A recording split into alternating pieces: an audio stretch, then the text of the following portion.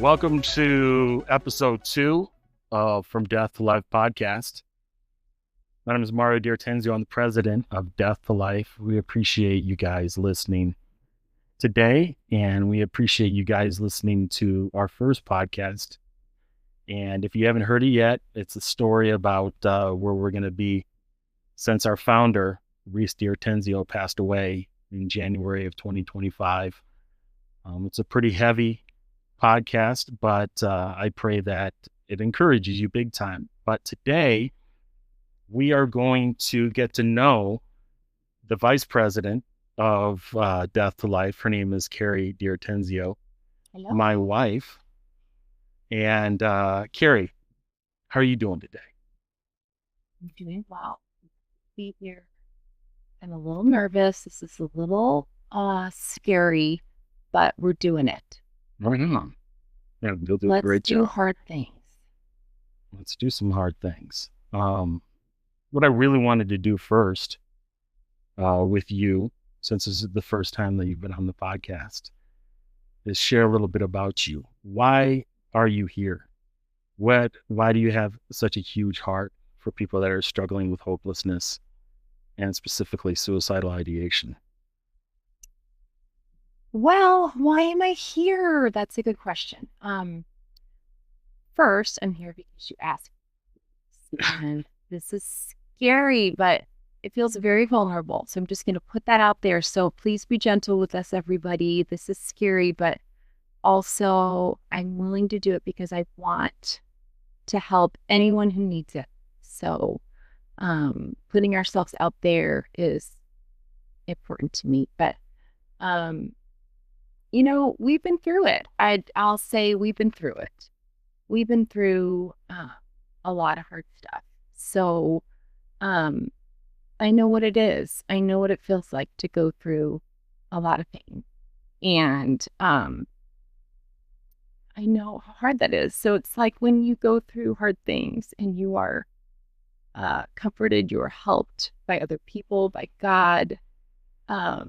It's just a natural outpouring to just, okay, I want to be that for somebody else. And I do. I want my pain to be transmuted, to use a big word, into something beautiful for somebody else. And that brings me hope, thinking about that. So that's a nutshell, quick answer. Why? I've known you for a long time. We've been married. We're going on 30 years at the end of this year, the beginning of 2026. And I've known you since high school. I've known you for a long time. And you've always been an individual that loves big and cares for people. But we're in a place now in our lives that you, like me, you have an enormous heart for those that are hurting and struggling. Can you go into detail a little bit why, maybe stuff that's happened in your life, why you in particular have a heart for those that are struggling with their mental health? Well, I think, first of all, I think God wired me that way with a pretty sensitive heart. I think I've always kind of leaned empathetic and kind of see hurting people and hear about them. And then just, life experience has definitely taught me, how much it means to notice people who are hurting and to be there for them. So if you don't know our story, I'm sure I don't want to go through the whole thing, but I'll give you the nutshell. I gave birth to Reese, our youngest daughter, in 2007. She was born with multiple disabilities and required total care her whole life. This can be hard to get through without crying, so just bear with me. Um, and she, any mother who gets told that there's something wrong with their baby, can imagine how that feels. So we did know there was something wrong before she was born, and there's a lot of fear there. There's a lot of fear and uncertainty. And then raising a child with disabilities is a journey of, it certainly transforms who you are. It definitely transformed who I am. I'm definitely not the same person I was. What in particular changed you? Oh my gosh, like literally everything. I would say initially what changed me was, having a child who was, her future was so uncertain, and I couldn't change it. It was the first time in my life that there was something I couldn't fix with like harder work or, I'd always had, everybody has difficult things in their life, but it was the first time there was something that there was nothing I could do to change it. I couldn't hustle more, work harder. I couldn't fix it. And I had to completely trust God. And that was the first situation in my life where I actually had to trust him. Like, otherwise it would have killed me because I couldn't bear the weight of it, and to actually like release it to God and say, I actually trust you with this, was the first thing that transformed me, that like what that feels like in my body to actually let go and just say, I totally trust you. Whatever comes, I trust you. And, I hoped that it wouldn't mean that we would lose her, and we did this year. And so there was a lot that happened in between, but that would be the first thing that changed. And then the second thing was, everybody, when Reese was diagnosed, when she was diagnosed with a Kerry syndrome, which is a grim diagnosis. They called it a catastrophic diagnosis. That's actually a category. She would, have multiple disabilities, seizures every day, and it was terminal. So, they said, you will bury your child. And that all sounds horrific. And anyone would think that's a horrific diagnosis. But the other thing that changed was we just kind of went all in on loving Reese. Like, we're going to just go all in on loving her. And that changed everything, like for her, but also for us. And it just showed me that, like,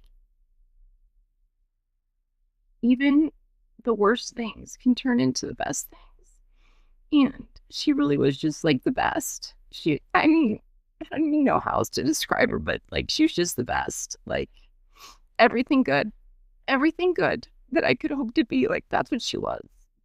And she didn't produce anything, she didn't earn any money, and didn't do, things that we typically hope for our children from like a American standpoint. But she was just everything. She was just everything that encompasses love, or that would describe love. Like, that's what she was. So just recognizing, like, wow, things can look like the worst thing, like the worst case scenario, and then it could turn out to be like sniffing the microphone, sorry.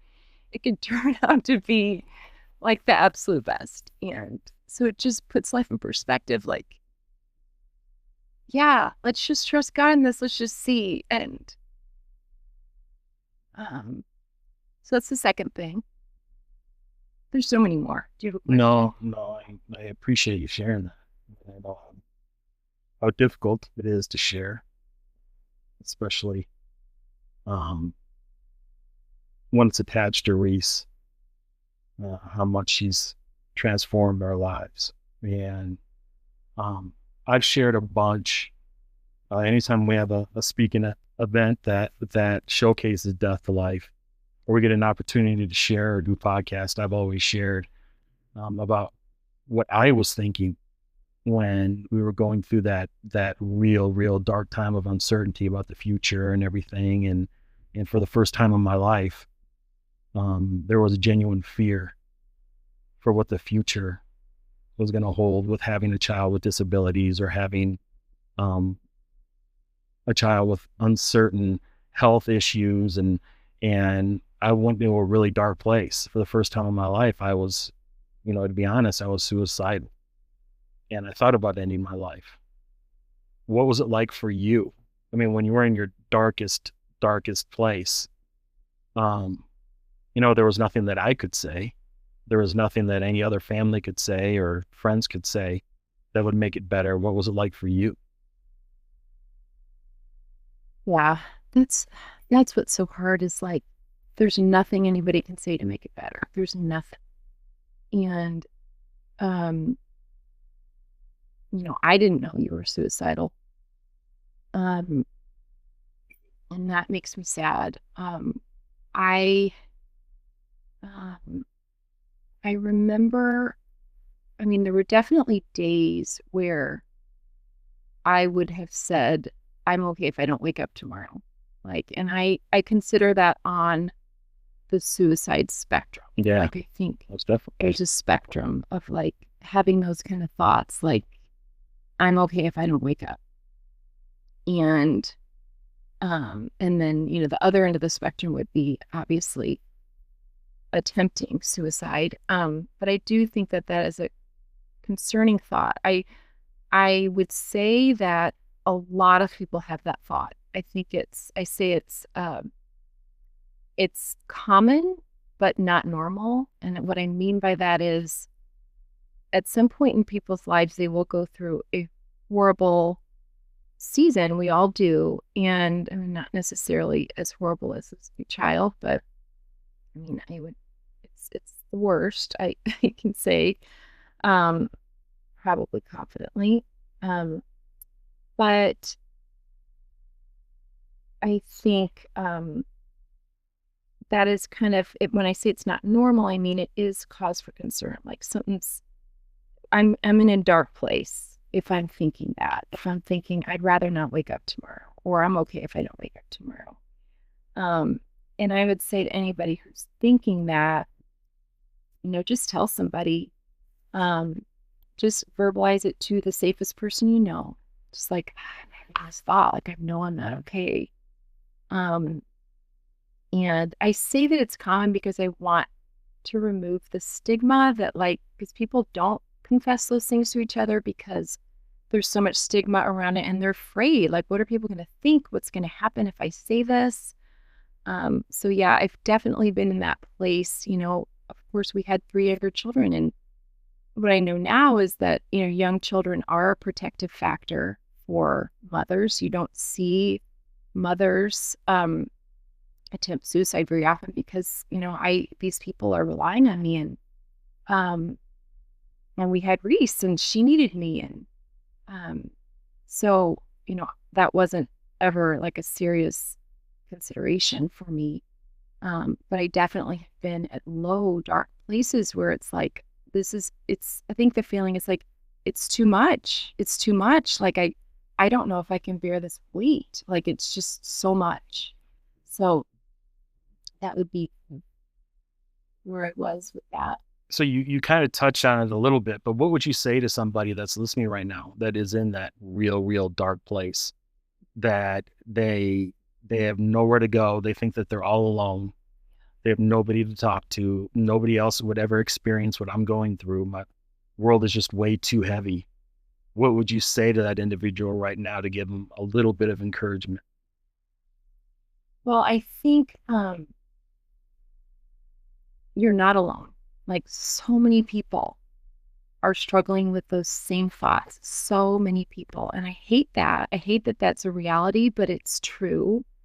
So you're not alone. And, I think the enemy of our souls loves to convince us that we are alone, that we're the only ones who feel like that. Everybody else is so happy and has such a great life, and you're the only one, and you're totally alone. And that's such a lie from the pit of hell. There's so many people who are struggling, and um, I always, when we are counseling people who are suicidal, I will always say, I need you to tell the person in your life who, when I say this, the safest person in your life who comes to mind. Um, and, a lot of that, we can go into that at another time, but, um, the safest person, and you can talk about what you think is safe, but I tell people, just tell the safest person you know. And that could be a parent. It might not be. It could be a friend. It could be a teacher, a colleague.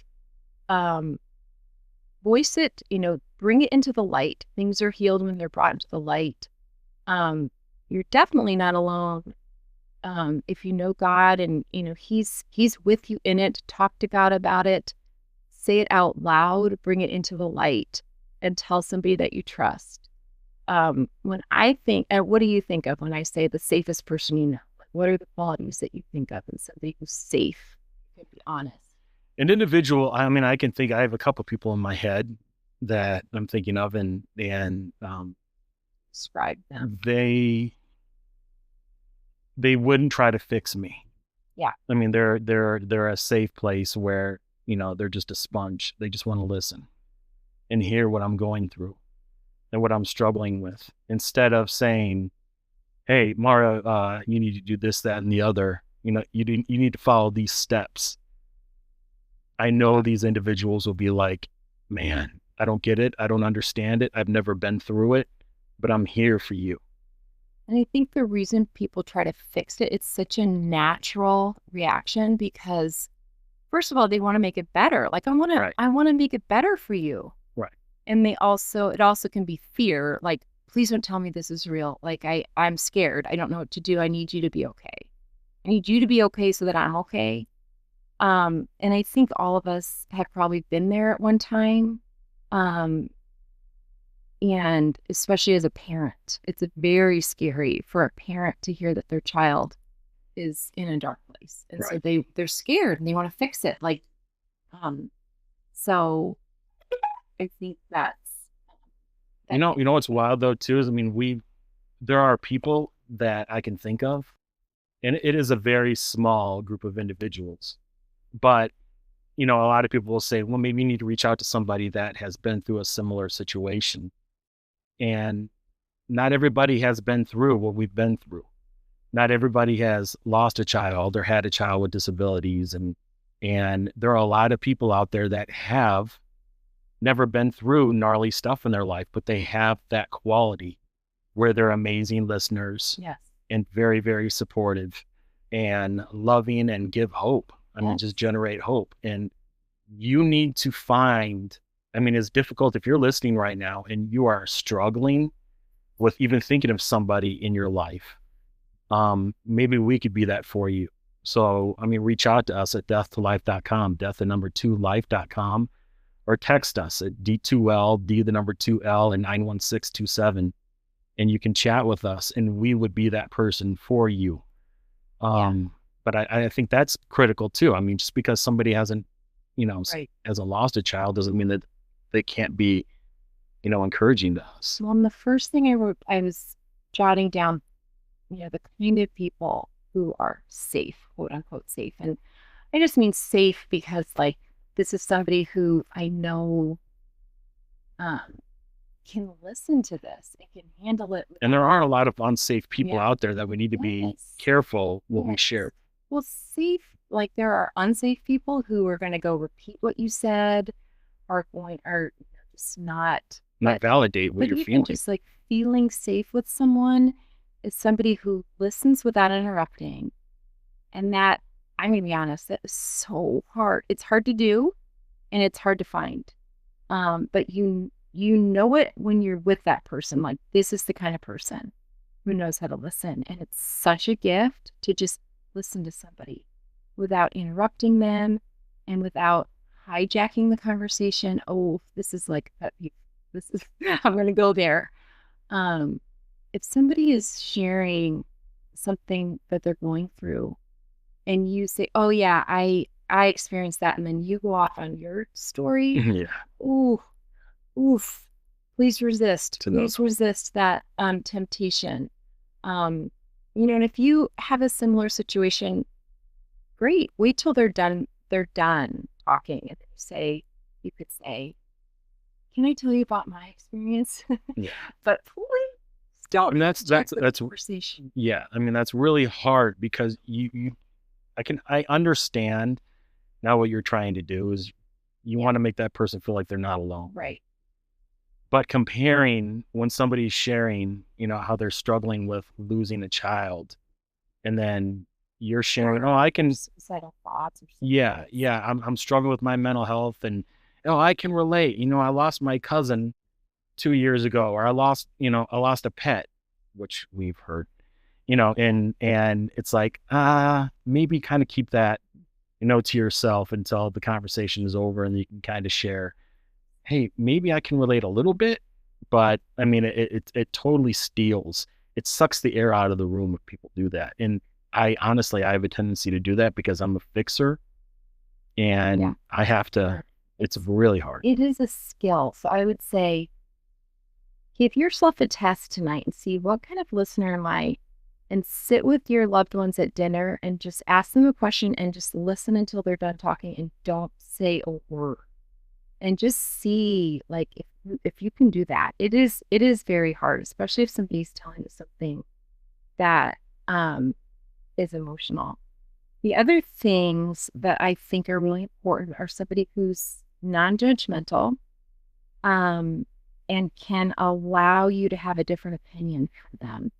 So, who are those people that you can talk to that you guys can have different opinions and they allow you to have a different opinion and just listen, and they're curious. Like, well, tell me about that. How you arrived at that. How that, I mean, especially in the world we live in today. I mean, it's hard. So unique. But I love those people who are just, tell me about that. How you got there. I might disagree with you, but you know what? I love you in spite of all that, and I want to hear your journey. Yeah, I want to hear how you got there.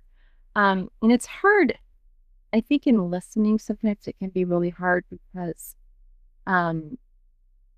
we do have some judgments, and we do think, I can't believe you're, let's say somebody is suicidal. Like, I can't believe you're that upset about that kind of thing. Those are judgments that we can think, but we can hold those without speaking them. And, we tell people everybody can relate to what pain feels like. We've all been in pain. Emotional pain. We all know what it feels like. So recall a time when you were in emotional pain, and just hold that and think, this person is in pain, and I can empathize with being in pain. And that's a way to check ourselves and make sure we're not judging other people.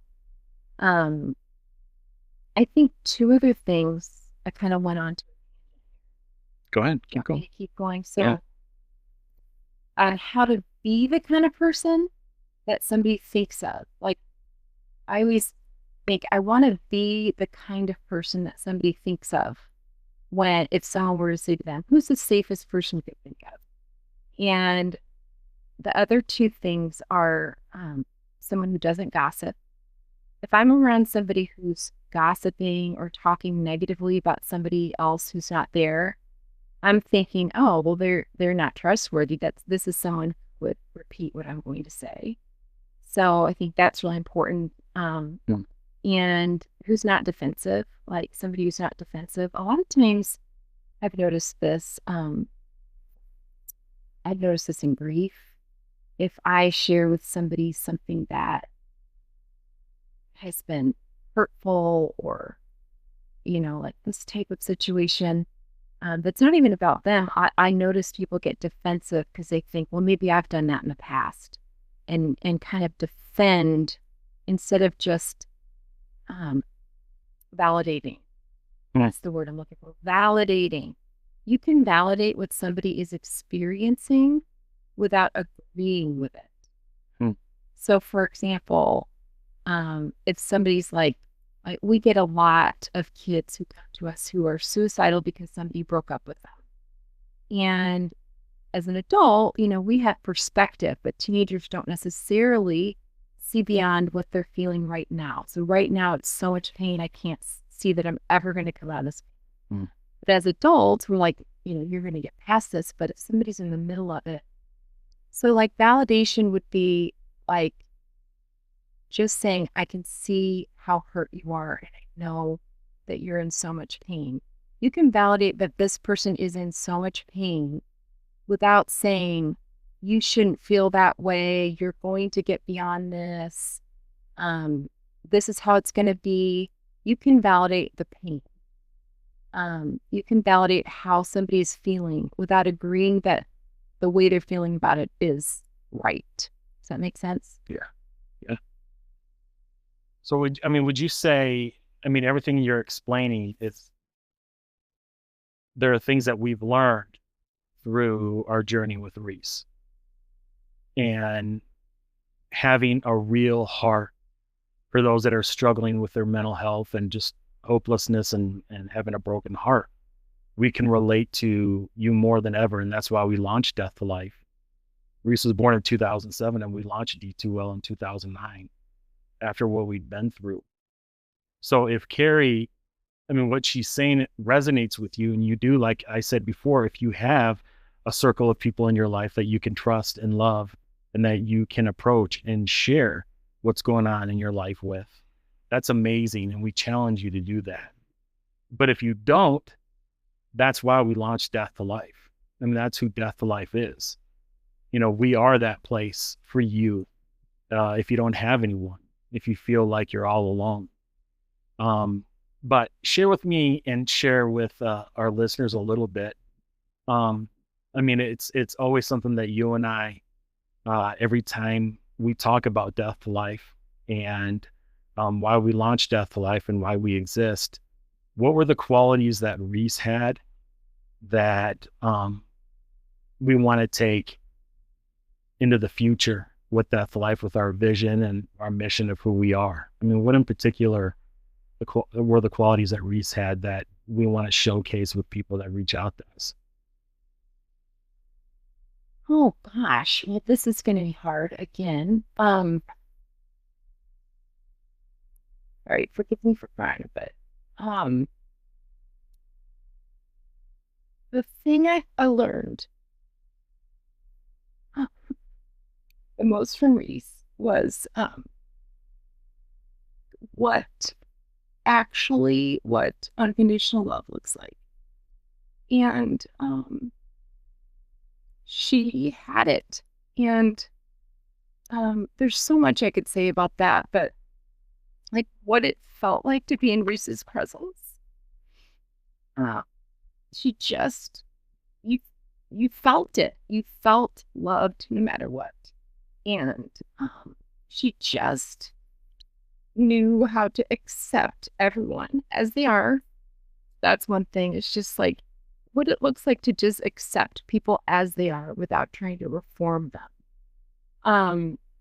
Because people don't transform by being reformed. They transform by being loved. And she taught me that. Like, you wanted to be the best for her. And the thing about her, the other thing was, like, she always went first. So I noticed, for all of us, we kind of feel the room like, does this person like me? Am I going to put myself out there if this person doesn't really like me? And she just wasn't like that. She would always go first, like, I like you and I'm going to show love to you. And if you reject me, like, that's okay, but I'm going first. And I think about that a lot. Like, you know, it's really the golden rule, like, do unto others as you would have them do unto you. And I love another version of that verse says, think about what you want others to do for you, and you take the initiative and go do that for them. And I love that. Like, that's how she lived. Like, she wanted to live in a loving world. And so she took the initiative and she always did it first. And I think about that a lot. Like, instead of thinking, well, I wish these people would act this way. No, you take the initiative and you go do that first. And you be that kind of person. And, there's, there's a verse in Psalm 16. It says, in his presence, in God's presence is fullness of joy. And I remember hearing a better, like, direct translation of that is in his countenance is fullness of joy. And that just reminded me of Reese. Like, when God looks at us, it's like his face lights up, like, hey, there you are. Like, when we're turned toward him, that's how he looks at us. It's that feeling of when you walk in a room and someone's like, oh, she's here, yay! That feeling when you come to a party, walk into a party and somebody sees you walk in, they're like, yay, Kerry's here. Like, that feels so good. And that's how Reese was. Like, whenever she saw any of us, it was like, yay! And I when I heard that version of that verse, I was like, that's it. Like, that's how it is to be in God's presence. Like, when we turn toward him and he's turned toward us already, it's like, hey, he has that kind of affection for us and that kind of love. And I was like, oh, that's what it is.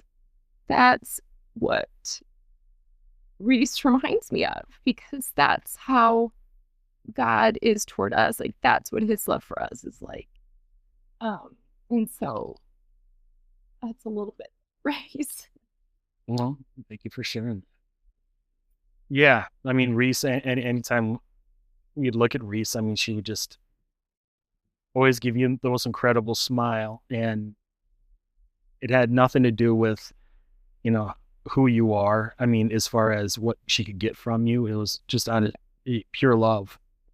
And she didn't care what you wore, just, it was your presence that she loved. And that's why we launched Death to Life. And that's who we are at Death to Life. I mean, we're not going to be perfect all the time. Not all of our peer support are going to say the most perfect things, but in general, I mean, you can understand. We try. We're here. And the people that are involved with us, that are on our team, we can relate to you more than you'll ever know. But I appreciate you sharing, Kerry. You're an amazing woman, and I'm very grateful to be on this journey with you. And do you have anything else to say in closing before we wrap this No, this I think we episode should up? wrap it up. I think we should wrap up this first episode. And I think we wanted to do some introductions and kind of get those things out before we move on to other things. Right. I think we want the podcast to be content related. So, or content, so you can walk away with some things to help you in the mental health realm. But it's nice to know who the people that are talking and who are running the organization. So hopefully that was encouraging. That helped to somebody, a little nugget of who we are.